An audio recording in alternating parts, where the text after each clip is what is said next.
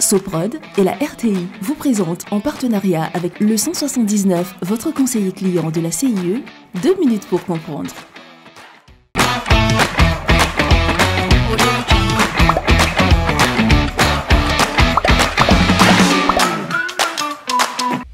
Bonjour, bienvenue dans 2 minutes pour comprendre, votre capsule quotidienne qui vous aide à comprendre comment fonctionne le monde qui nous entoure. Aujourd'hui, je vais vous parler de la batterie de téléphone. Tous les smartphones utilisent aujourd'hui la même technologie pour leur batterie, le lithium-ion. Le lithium-ion a plusieurs avantages comparés aux anciennes technologies. Une meilleure capacité, une décharge moins rapide et la suppression de l'effet mémoire. Cet effet faisait que la batterie pensait que le point à partir duquel la batterie avait l'habitude de s'arrêter, 25%, était le niveau zéro de sa capacité. Mais ce n'est plus le cas avec le lithium-ion. Vous pouvez recharger votre batterie à n'importe quel moment sans vous soucier de la capacité restante. Par contre, il est plus cher à produire et les batteries sont sujettes au vieillissement. Même si vous ne vous en servez pas pendant quelques années, la batterie perdra une bonne partie de sa capacité.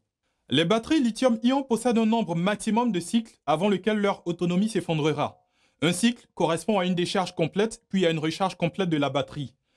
Ainsi, avec le lithium-ion, si vous déchargez votre batterie à 50% et que vous la rechargez à 100%, cela équivaudra à un demi-cycle. Les batteries actuelles de smartphones possèdent une durée de vie comprise entre 500 et 1000 cycles de recharge. Il est toujours préférable de recharger votre batterie avant qu'elle ne passe sous le seuil de 5% de sa capacité. Lorsque la batterie atteint le seuil de décharge profonde à plusieurs reprises, un processus d'inversion se produit au sein de la batterie. Une des cellules peut devenir inopérante et ne plus se recharger. Même si les constructeurs de smartphones n'indiquent pas le nombre de cellules, il y a de fortes chances que les batteries de smartphones en aient 3.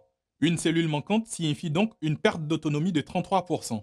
S'il vous arrive souvent de recharger brièvement votre appareil mobile sans lui faire subir une décharge-recharge complète, il faudra alors penser à recalibrer la batterie chaque mois. Pour cela, il suffit de décharger complètement la batterie sans dépasser le seuil de 5%, puis de la recharger intégralement. Dans la plupart des cas, en utilisant le chargeur d'origine ou des produits conformes à la réglementation, un mécanisme coupe le rechargement de la batterie une fois qu'elle est pleine. L'énergie ensuite délivrée par le chargeur sert seulement à alimenter le téléphone pour qu'il n'ait pas à se servir de la batterie. Attention donc aux contrefaçons de chargeurs. Ces produits intègrent rarement les composants censés protéger le matériel et les personnes. Dans le meilleur des cas, votre batterie verra sa capacité réduite. Dans le pire des cas, la batterie pourra prendre feu et exploser. Je vous donne rendez-vous la semaine prochaine à la même heure pour de nouveaux numéros de 2 minutes pour comprendre. Soprod et la RTI, en partenariat avec le 179, votre conseiller clientèle de la CIE, vous ont présenté 2 minutes pour comprendre.